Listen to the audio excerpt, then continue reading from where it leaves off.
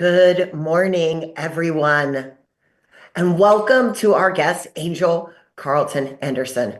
I'm Melissa Minnich, founder of the Sacred Soul Alchemy Mystery School and live event host for HumanityStream, a 501c3 nonprofit organization whose mission is to make conscious living pervasive worldwide by 2040. I'm coming to you live from Austin, Texas. We are excited to have Angel Carlton Anderson join us today. Good morning. How are you? And where are you connecting from today? Hello, Melissa. Thanks for having me. I am so excited about this to be a part of Humanity's Team Live events. And I am here in Cape Coral, Florida. So that's the southwest side on the Gulf Coast.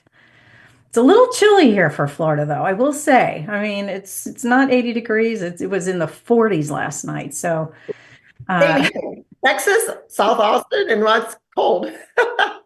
Yeah. So I want to welcome Angel's audience, the Scene Network, through those streaming through the Humanities Team Facebook page, the Humanities Team YouTube channel, and Stream Plus members that are here in the green room with us. Thanks for being members. And some of you that are on camera, welcome everyone. And because it is a live program, we'll have time for comments and questions. So try to get your questions in within the first 30 to 40 minutes of the program. Post it in the chat and you may get your question answered. So let me share a little bit more about Angel. Angel Carlton Anderson is a change enthusiast, guiding individuals through life shifts with her divinely inspired methodology, the 6 stages of transformation. Excuse me. Her books, Dedicated to Destiny and Staying Afloat During Tides of Change, offer insights into personal and spiritual growth. A passionate advocate for nurturing spirituality in our children, she's the co-creator of the Conversations with God Family Enrichment Kit and co-author of the Golden Rule is Cool children's book series. Her secret sauce is using the ancient wisdom of numerology as expressed in her co-authored book, Nowhere to Knowing, Decode Your Life Using the Science of Numerology. And a fun fact, Angel is a former Chicago Bulls cheerleader during that Michael Jordan era and a tireless cheerleader for change, helping others thrive in our ever-evolving dynamic world. Thank you so much for being here. again, thank you, Melissa. I'm so excited to dive in with you today because we're living in a time where change is rapidly accelerating, right? We have this disruption that's going on in our lives, and whether this change is intentional or circumstantial, it's being manifested for a greater purpose, and it's for us to discover it. So I'd love to start out with, like, how did you become so passionate about personal transformation and change? Was there something that happened in your world that started you down this path? Yeah, oh, absolutely. There's been a series of events. It really started, I've always been a seeker of truth and higher wisdom. I think since my grandmother passed away many, many years ago, I started exploring the soul, our spiritual self, and what happens when we die. I was just built this curiosity.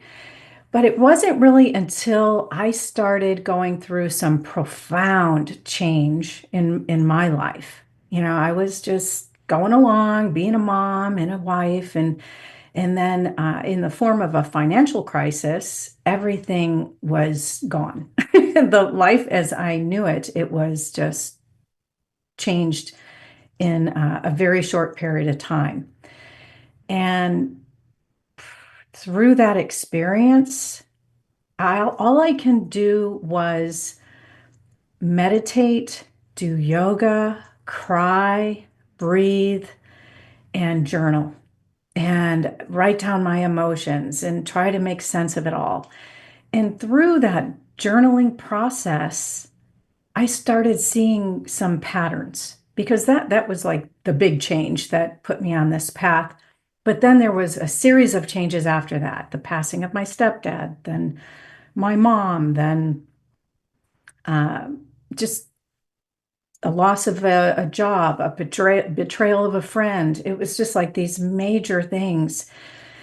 And every time I started journaling, I started seeing this pattern of what happens after these massive changes occur.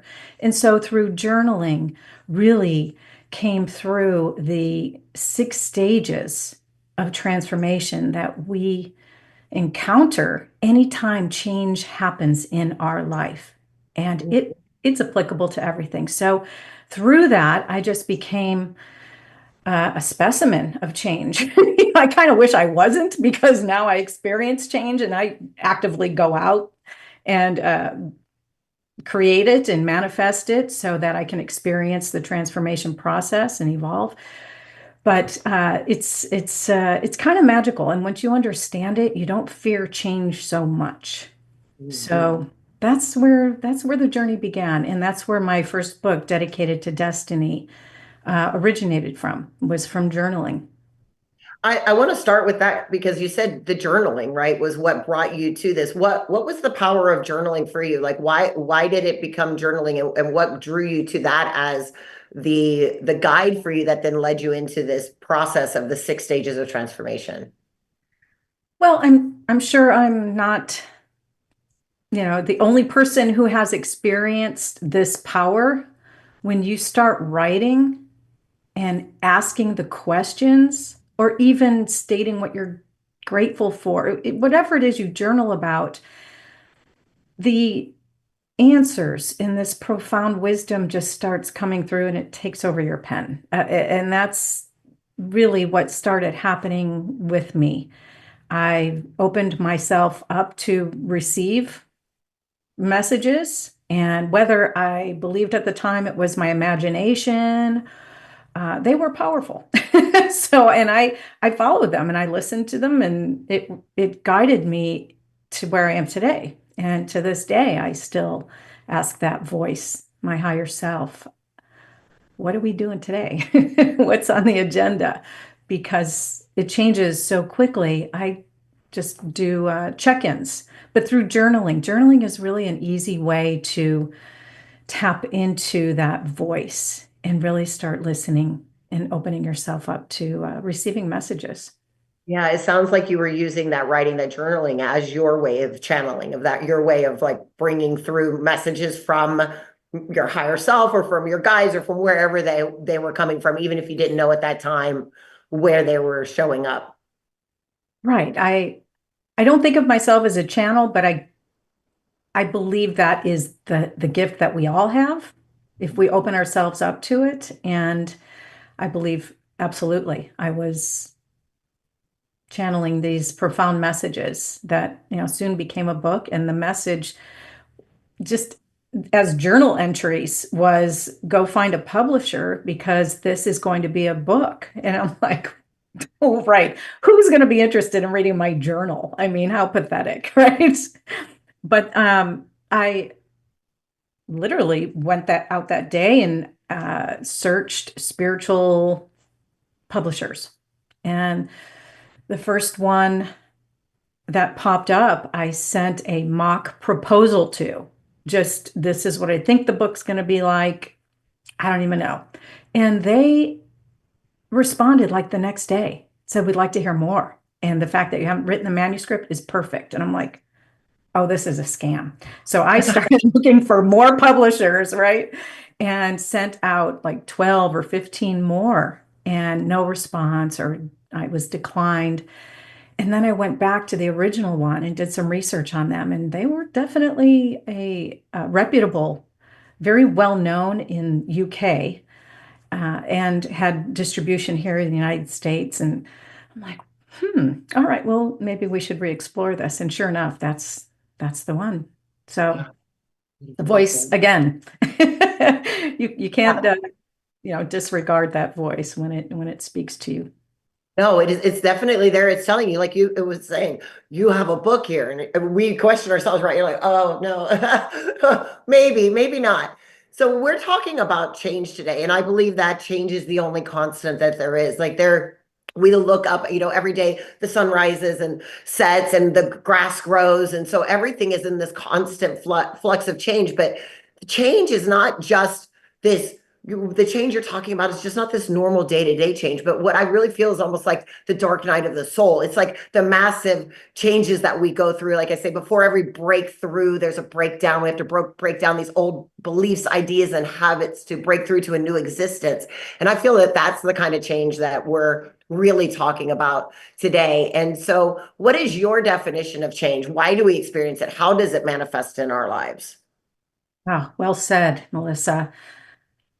I believe in my research that change manifests in four different ways: through an event, through engagements with other people, through an epiphany. It could be an immediate download of wisdom that changes your life, and when it's essential, like a health scare or something like that. So when you think of the ways that it shows up, when we start anticipating an event, it could be a wedding. It could be knowing you're getting divorced. It could be the devastating fires in Los Angeles. These events can set that transformation process in motion, and it does. The engagements with people. Many times you'll have messengers come into your life. They serve a purpose. I believe we have soul contracts with individuals. People that break our hearts are here to do just that because we asked them to. And out of love, they said, sure, I'll do that. Right. So this has been my experience. The coworker that betrayed me, the friends that I've lost that broke my heart, I asked them to play that role. There's no question, because I had to heal an aspect of myself or evolve a little bit further down this path or awaken some part of me that was still dormant. And those engagements are very powerful. And it could be just a stranger just smiling at you when you're frowning. And that can shift your day in an instant. And that makes a difference. So people absolutely will set transformation into process. And then an epiphany, like I said, I've had few. Have you ever had an epiphany, Melissa?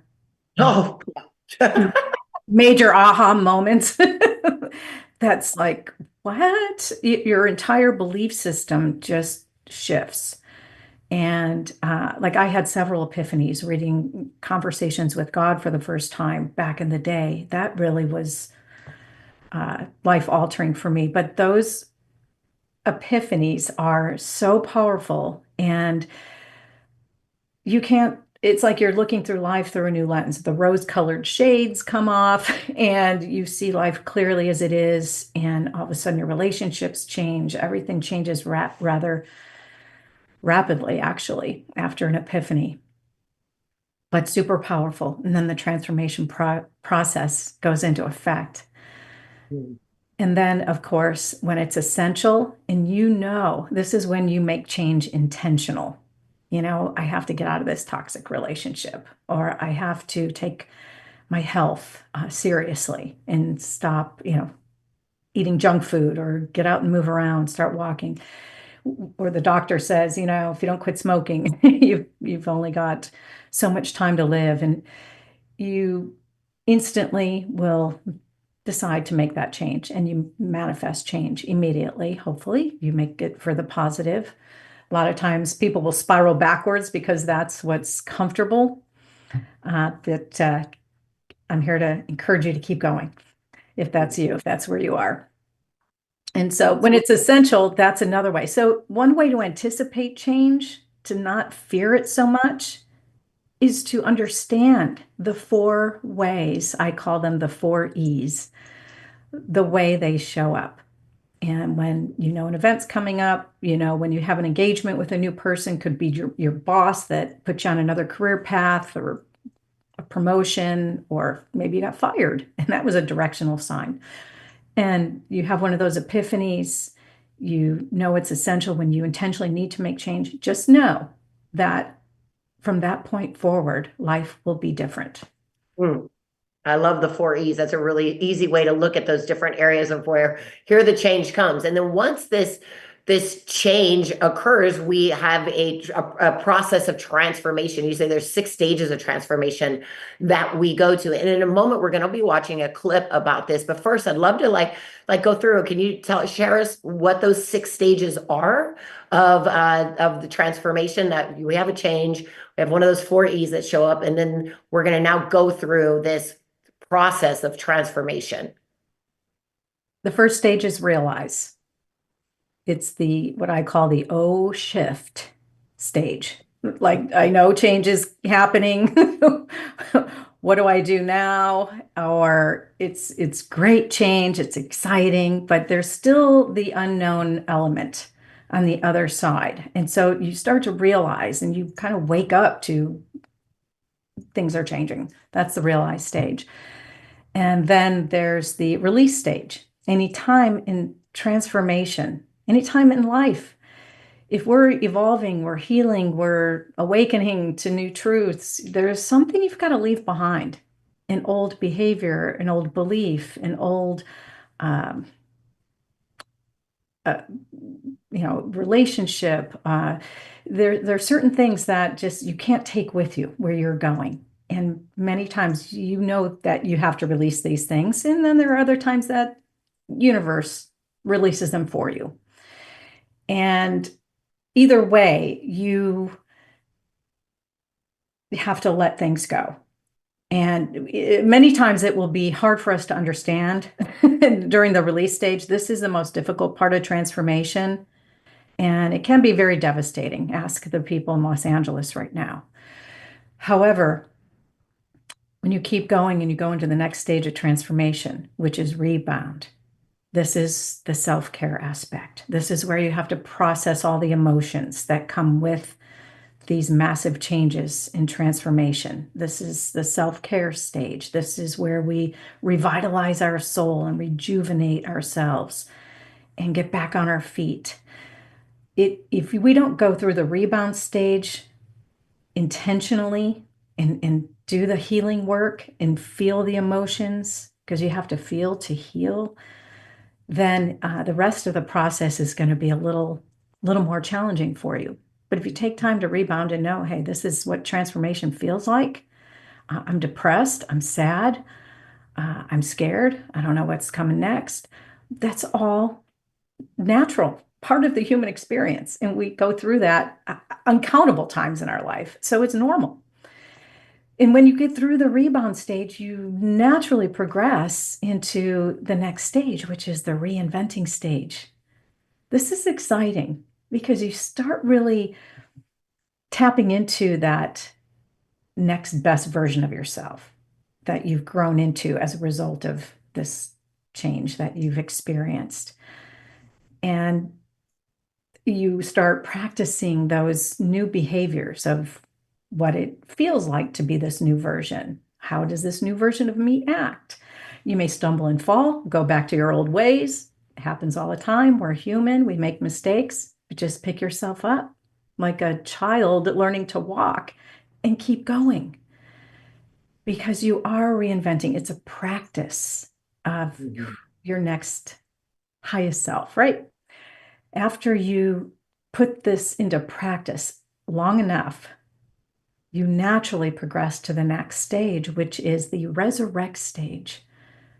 You literally have risen above the ashes, the obstacles, the challenges, the crisis, the trauma, and that highest vision you have of yourself is now on autopilot. You are able to manifest easily, and messengers show up and opportunities show up. We've all been there. It doesn't last. We know that because change will occur and we start all over again.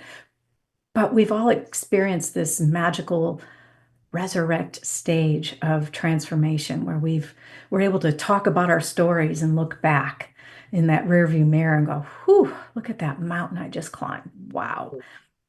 And then after that, there's really only one thing to do. and that is to respond. That's the last stage of transformation. You have a responsibility to pay forward the life lessons, the wisdom, your story that may inspire or impact another human being who is struggling.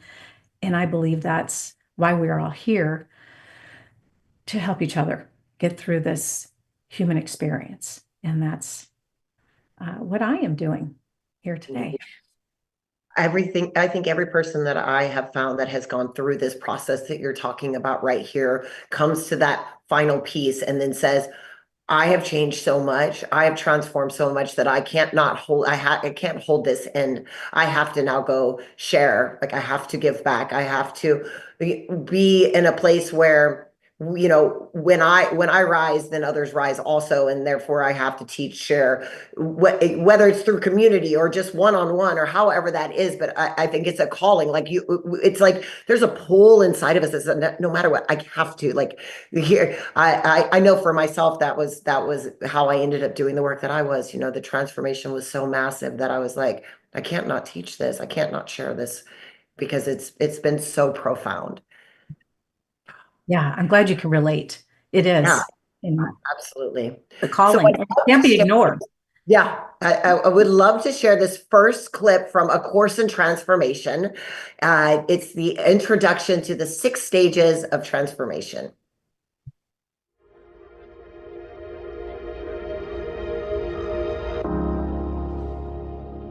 Let's take a look at the course intentions. On page 3 of the Module 1 PDF, you will see a bunch of bullet points. These are the intentions in which this course was created so that you may have these experiences. You will adopt a fresh new perspective of change, maybe even start embracing it. You'll gain an understanding of life's spiritual journey and the process of transformation that we go through as a soul in this human form. It's quite a fascinating experience in itself. You will uncover your blocks and barriers that limit your potential. You'll become a role model by discovering and applying the natural gifts and your natural passions. You'll learn to manage your emotions, manage your energy, especially in times of change. You'll develop some stress management techniques that will aid in a quick response to change, which is super healthy and super helpful in times like this when the world is going a little bonkers. You'll learn an in-depth overview of the natural cycle of change and the 6 stages of transformation. You'll understand relationships and the role they play in your life. You'll become more agile, adaptive during times of transition. You'll learn to anticipate change and recognize responses towards change. You'll develop a deeper self-awareness that leads to mindfulness, presence, and connection. The only way to live. And you will create an identity, a framework, and a plan to put a meaningful mission into action. Wow, beautiful. I want to start with we have these 6 stages, but I think the one that I find that most people find challenging is how do I let go? How do I release? How do I, like get rid of those old ideas, habits, or the ways, or a person or a place or a thing that I have that's comfortable for me, right? It's like this is the only way I've known. We got to step out of that. So, what are some of the techniques or the ways that someone can start to really release their the things that aren't serving them? Yes, and in the course, I go through some strategies that have worked for me, and a lot of it is visualization. The most powerful thing you can do is visualize the greatest, grandest outcome of where you want to be, where you desire to be, or who you desire to become after that terrible breakup or that job loss or the loss of your home. Where stay with that vision, because we know that you're releasing these things have been released from your life, or you are in the process of releasing things that aren't serving you, that you know are not serving you. And the only way to move through that without really being impacted in in a negative way and becoming the victim of a circumstance is to keep that future self, that future life alive and well in your mind. And that's where the power of imagination really, really comes through, is to surrender to that vision and trust the journey. But I do have some physical activities that you can do. And we in the course, we do a lot of self-discovery work. I ask profound questions to help you dig deep, to pull out the core, the root cause, if you will, get down to the root of why you can't seem to let go of this.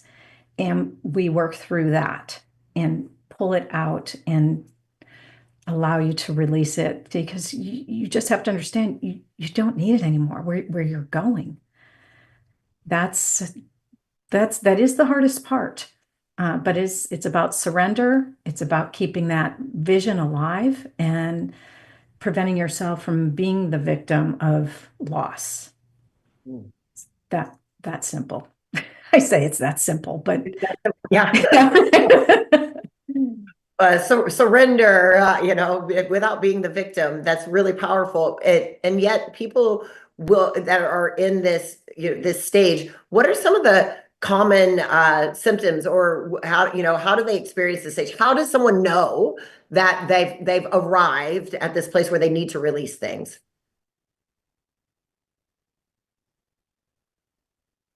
there's two sides to this. When you have been stripped of something that's been a part of your life for a while, there's an emptiness, there's a void.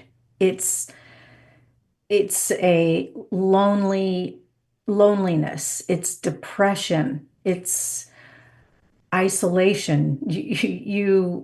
This is all natural. This is part of the transformation process. So if you are feeling any of this, just know that something's being released from your life that you have to identify if you haven't already. That is really important that you surrender so that you move forward. So those are some of the symptoms that many people feel in this stage. Now, for example, if you're getting married and you're excited about being a wife or husband or whatever, and you are releasing your singlehood, you're Mm. releasing maybe an attachment to your parents, you're stepping into creating your own family. That there's a lot of unknowns around that too, which can be a little bit scary, as exciting as it is to start life with your new partner. So there's different emotions that you're going to feel depending on what the event is or the change is that you're experiencing. Yeah, beautiful. And then once we've released and we've gone through this process of change, right? We're moving through this process of change. We release some things. One of the things you talk about in one of the steps is reinvention. I find this really fascinating because I think that we are constantly reinventing who we are, moving through, finding new experiences. As someone who was an international drug trafficker in my 20s, who now is a spiritual teacher and a leader, my reinvention has been massive over some 20 years. And if you'd have told me 20 years ago that I would be where I'm at now, I would have been like, there's not even a vision for that. Like, I can't even create that kind of vision. I don't even know that. So for yourself, like when you're in that process of like reinvention, is there like a process or a formula or something, or how does someone start to look at like the next step? Like, who do I become? How do I find that new version of myself if I've now emptied myself out? I've released all these things. I've done this rebound. I'm rebounding. But then what's next? How do I reinvent myself? It really is a natural, progressive step in the transformation process, unless during the rebound stage, you decide, I, I'm going backwards. I want that security blanket of that toxic relationship. It's all I know. and I'm going back.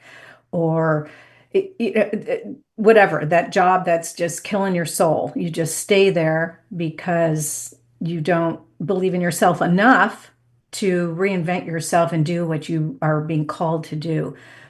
A lot of people will spiral backwards and not even move into the reinventing stage. And Mhm. that's where a lot of people, and we all know them, they just stay there because they're comfortable and they just found their comfort zone, and the unknown is too scary. So they will essentially just not grow, not evolve, and they're not even interested in it.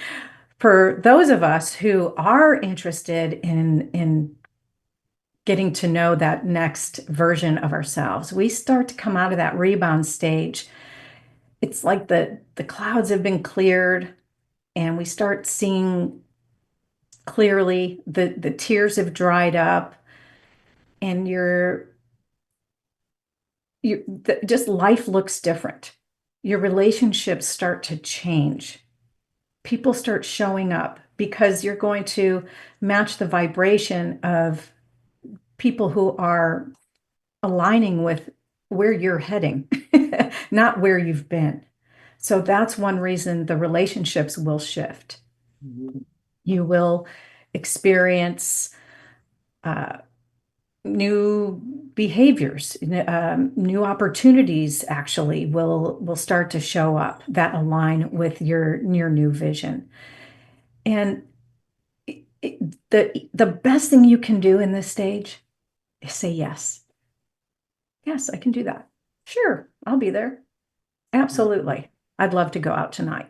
Whatever it is, say yes.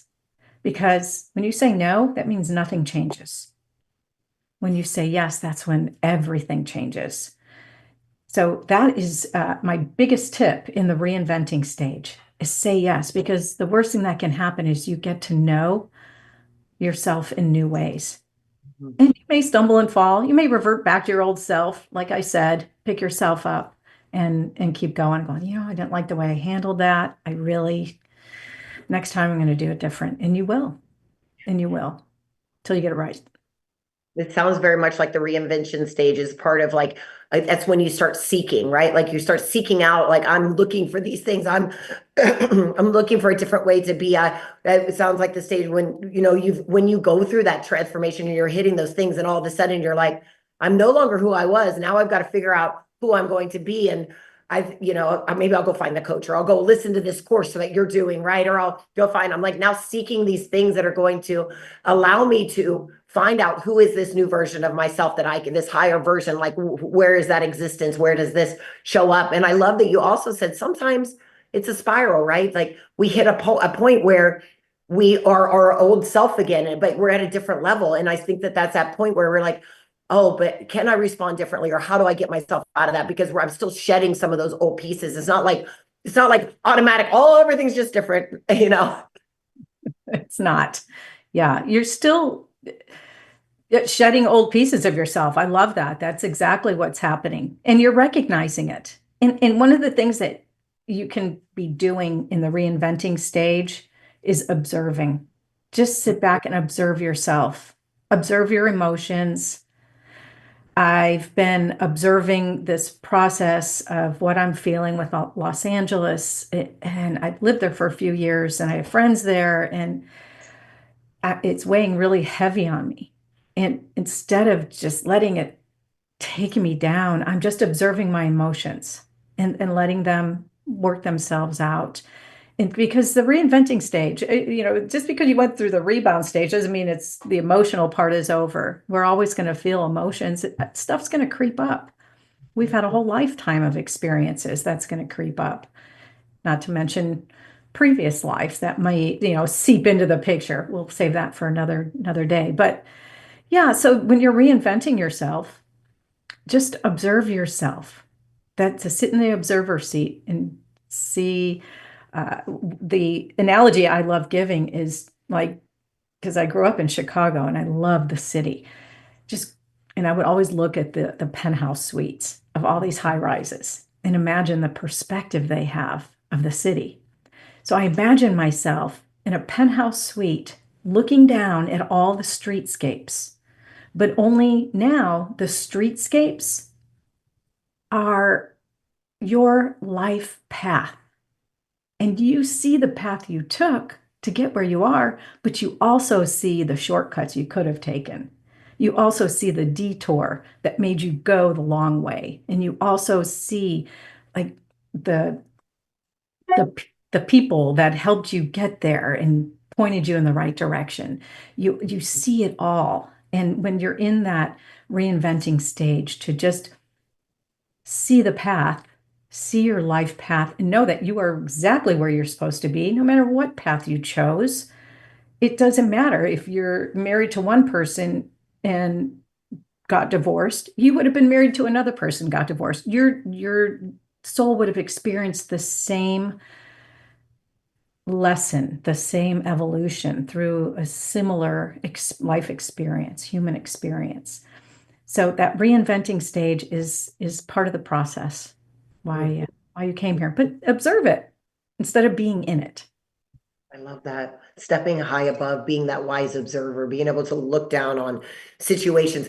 I feel it is like a detached view. So I can, instead of sitting in my body and in my emotions and looking at it like in the forest through the trees and I can't see anything, if I can rise above it and look at a situation or an experience and say, oh, what was the lesson here? What was I supposed to learn? How did this serve me so that I could reinvent myself and transform, right? I believe that there's a service that comes in that, and I can look down now. And I've always used like a cloud, but I love the idea of being in a high rise above and being able to see the different paths and the different ways and saying, oh, well, look, and even use that for my future scaping of being like, well, if I choose this path, if I'm looking down, what could be the possible outcomes here? What could be the possible outcomes here? And that kind of leads me into the resurrection, right? That next step, like I've gone through this reinvention, and now if I'm looking down as this wise observer, I can see different pathways and say, well, what's next in moving towards resurrecting to this higher self that I am. So I'd love to go into that now and talk about this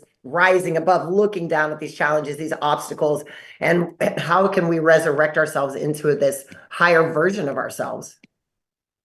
The resurrect stage is total flow, living in the flow. There's nothing that can shake you or break you. You are just a living example of peace and happiness and contentment of where you are. You feel the pride of how far you've come. You've been rewarded with new relationships, rewarding endeavors. These these things just are happening. They're part of your everyday life. And the resurrect stage is really living in the present moment. It's not, you're no longer going back in time and dwelling on those regrets. "Ah, should have done this, should have done that. Why did I do that? I wasted so much time." That doesn't happen. When you've resurrected, you understand why that all happened. It is it's a very rewarding time of the process. You're also not spending a whole lot of time in the future, although I'm a huge fan of visualizing the next greatest version of yourself. You're really spending time in a with your higher self. Like that's your best friend. That's your guide. That's your and call it whatever you want. Some people do think it's their guides or their angels or their ascended master or a past loved one that's speaking with whatever you believe it is.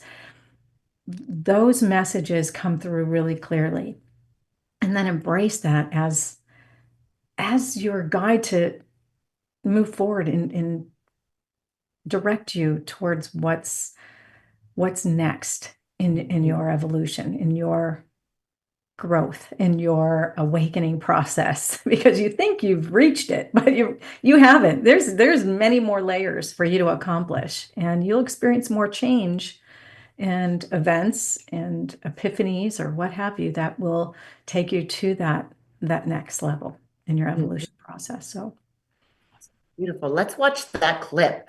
This is from the Course of Transformation, Resurrect to Your Higher Self.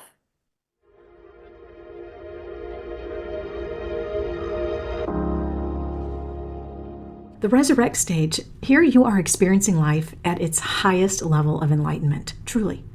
You'll know you have reached this stage when you begin to feel more gratitude than regret, acknowledging more peace than worry, and seeing more beauty in everything. It's finally time to come back to life and rise to the call, your calling.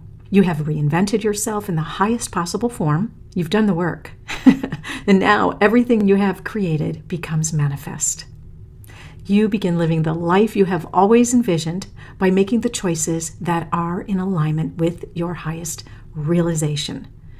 This is the actualization part of transformation. Everything starts to become actualized. So let's explore the symptoms of the resurrect stage. But first, I want to congratulate you. You have risen to your next greatest version of yourself. However, do not get too comfortable when you get here. You may find how easily it is to slip back into other phases, especially if you don't do the work required during each of the other phases. So if you haven't completed the activities and you still are working through some of that residue, please go back and do that before entering this one. It's just going to be so much more beneficial for you. And that A word that I keep mentioning needs to be at the forefront of your consciousness in order to sustain this magical, mystical place. Yes, awareness is now a way of life. You may feel humbled by a sense of truly rising from the dead, but remember that this phase leads to your true calling, and you cannot rest here for long. With your refreshed outlook on life, new perspective of your journey, and all the lessons you have learned about yourself, it's now time to share your story and become a disciple of your own personal evolution. In other words, you have disciplined yourself to live your best life. Let the fun begin. Why don't you go ahead, take a few moments, and on page 3 of your Module 6 PDF, you will see all of the symptoms that you may be experiencing or feeling in this stage. Go ahead and highlight or put a mark next to the ones that resonate with you. Go ahead and pause the video, and I'll see you shortly.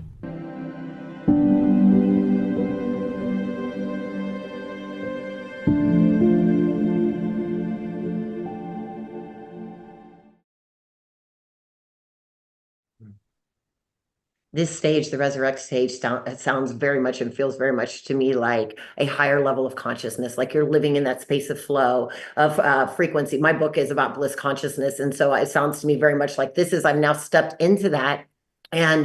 And one of the things that I notice in that stage, right, with this resurrect stage, is that you start to see signs from the universe, synchronicities, things just pop up. And the reason I'm saying this is because one of the things that you're big in is numerology. And so how does, like, I want to bring in a little bit of your numerology into this idea. And we're talking about this resurrect stage. How does this play into this level of consciousness and the synchronicities and things that show up in this stage? Ooh, numerology shifted. That was one of those instant epiphanies for me, was when somebody read me my numerology report. And I was like, what? I planned all this? Are you kidding me? Yes. So you really gain an understanding of your journey, like I said earlier, in the resurrect stage. But numerology proves it. It proves it based on your birth date and your name, because you choose your parents, you choose when you come into the world, you choose when you leave the world, and you chose the turning points at the points in time where you'll have major turning points in your life. And numerology is the blueprint of our lives. Although we have free will, we get to choose, because we go through 9-year cycles. And every 9 years, you essentially get to hit the reset button. That's how I look at it. And I know I'm just starting a new 9-year cycle. So all these new projects I'm starting, I'm like, wow, this is just magical, perfect. But I knew I had to release some old stuff. And I went through a really horrific 9-year cycle of bad relationship, loneliness, just not happy. And I'm glad I'm through that 9-year cycle, and I did everything I could to release what didn't serve me. I decided to move my residence from Texas, although I love Texas, to Florida, where my parents live. I ended up coming here. My whole life transformed. And I met the man of my dreams, started dating a guy, fell in love with him, married him. I'm like, wow. So have this new love, this new home, this new everything, which all happened at this turning point. And these are major things that do happen at the turning points. Once we know when they show up in our lives, now we can anticipate, we can plan a little bit for those new endeavors that we're working on, those creative projects that you want to put out into the world, your calling, your passion. There are some good times. There are times to be creative, and then there are times to really put it out there. But numerology has been a guiding light for me. And I love, love, love helping other people see their path. I've never had anybody say, that's not true, because that fits me to a T. That's exactly right. And when I say, did you have kind of a turning point event around this time in your life or around this age, around this year? It's always yes. Mhm. Yeah, So numerology is so incredibly powerful. I know when I found out my life path number, I was like, oh, that makes so much more sense now. And and we're in a collective 9-year right now, right? Universally. And we can see that. Like I have been telling my community, I call 2025 the quantum year, because what is going to happen in the endings and the leaps and innovations and all the things, and you can tell, and as part of that is because of the numerology of 9, there's a lot of endings, a lot of big shakeups and things that are going to happen. And so I'm so fascinated with numerology and the way that you use that. And it just feels like it's such a powerful piece of, our transformation and what you're creating and what you've shared with this course of transformation. it's a tool. It's a tool to help us through this human experience, which can be very challenging. I just think of us as souls being on the other side going, oh my God, I can't wait to get down there. I get to have a human body and I get to, create a family and have all these experiences. And then we get down here and it's not a playground at all, a good majority of the time. And so numerology helps us understand we're, ourselves beyond this human form, because we are a soul first. And so it helps us make sense of this journey.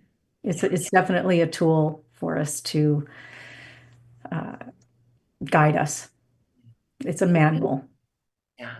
And we use that awareness, as you say, that awareness to notice these different types of things.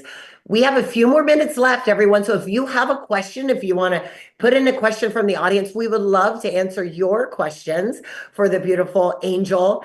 Anything about the course of a course in transformation or about numerology.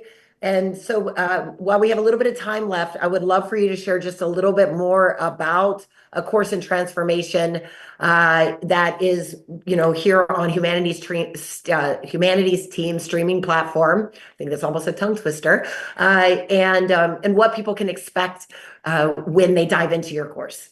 It is truly a self-mastery course. There have been many times where I have gone through it over and over whenever change occurs. So it's actually a course that will be something you can tap into at any interval in your life. You may do something now and then look at your notes a year from now, go through it again. You would have a totally different experience because of another change that you are going through and having to release. So it's really a self-mastery course, and the idea is to help you become that greatest vision of yourself. In every module, you will experience a lesson of what that stage encompasses, what the experience of that stage is. And like Melissa said, like you said, it was you'll go through the symptoms, what it feels like, so that you know you're not alone and you're not going crazy. The awakening process can be, scary and isolating. And when you understand this is normal and natural, you're like, oh, okay. Whew. So you'll understand the symptoms. We'll have some self-discovery work in every lesson, some deep, profound questions about you, your life path, your vision, some of your life experiences that may have served you, may not have served you, your relationships. We cover aligning yourself with the right environment and right people. And the modules will also include strategies, steps, actionable steps to work through those stages. It encourages you to journal, and there's a space for journaling in every module as well, because that is really important. Visualization. I will walk through visualization exercises and meditations. So you'll have that time to go within and tap in to your higher self and that peaceful place where the answers stream through us. And then every chapter has a time to celebrate as well, because you have to celebrate and give gratitude and be grateful for overcoming and getting to where you are. Beautiful. Yeah. So I would love to finish out today's conversation with talking about our higher calling, our purpose, right? So you've gone through all of these stages, and as we discussed, I think that when we go through these inherent transformations and changes, it then steps us into the next level of ourselves that then becomes something we must contribute to the world. We must share. It brings us about a purpose, for ourselves in that space. So how can we, use this transformational process to find our purpose or a higher calling? Or is it something that just naturally shows up, or is it something that is a part of the seeking that we're doing? It stems from the lessons of your journey. So if you went through a heartbreaking divorce, where you were cheated on or betrayed, you may have a calling to help women get through the divorced process of men who cheat, for example, because that's what you overcame. You essentially become an expert in this field because you've worked through it. You know what it takes to heal from this type of event. And that's where these callings come from. You just it is a natural progress, and they do evolve. In the course, I encourage everyone to create an identity statement that pulls from your experience. And mine is, I help people navigate change so that they evolve and transform into a greater version of themselves. Now, that applies to everything I do. That applies to the books I write, the podcast that I host, the speaking engagement, whatever it is I'm doing. Even my parenting, I make sure that I'm helping my son evolve through changes in his life so he transforms into a greater version of himself. We've been through hurricanes where we've lost everything and had to rebuild, and I've had to help myself navigate change so I evolve into a greater version of myself. It's applicable to everything I do. And if you're going to have a call to action today, I encourage you to think about what it is, who you are, what you do on a daily basis, and how it helps. Because that's going to be your why, that's going to be your drive to go out and make it happen. And that is something that I use all the time when I introduce myself, little elevator pitch. And it's really good to have an identity statement of who you are and what you do and why. Mhm. Mm. Yeah. It gives you a real clarity around the I am. This is what I'm here for in this world. And I love that you say that it transforms and changes. I know that over the many, many years that I've been doing this work, what I've done or who I was has transformed and changed. And so there's also always room for growth. There's always that room for that next spiral, the next level of the resurrection, right? Because we're going to go through this process of transformation many, many times in our life. It just doesn't happen once, right? These 6 stages, you'll go through it, you'll get to a higher level, and then you'll be like, go through it again. And I look back over my life and I'm like, oh, the person I thought I was 20 years ago, and then even 10 years ago, and now 5 years ago, it just, I can see how in myself, how I've gone through these stages of transformation. And so it's everyone, there's a process for you to keep moving through this and going through that next stage and that next stage. If you've been loving what we've been listening to here with Angel, her course in transformation is available on our Humanities Team Stream Plus platform. So join Stream Plus now and gain immediate access to this incredible program. I'm going to share a little bit more, but before I do, Angel, is there social media that you love to have people connect with you on or anything like that? I would love to invite you all to go to my website and download a free copy of my latest book, How to Conquer Anything. It is a very timely manual or guide, very short, easy read to highlight a little bit of what we've talked about here today.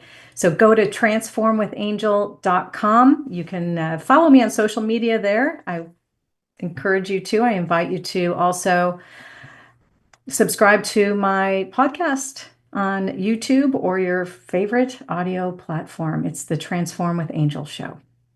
Ooh, love it. So Transform with Angel podcast, website.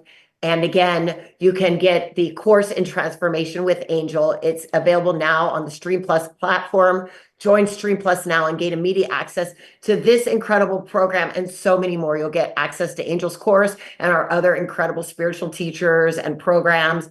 And we're proud to say that HumanityStream Plus is the largest global streaming platform for conscious raising masterclasses and transformational education. We are a nonprofit and also give back with our 1-for-1 program, sharing our content with those who cannot afford the membership. This is such a powerful way to give as you receive, right? You get to receive this great, incredible information, and you're also giving it to someone that can't afford to be there.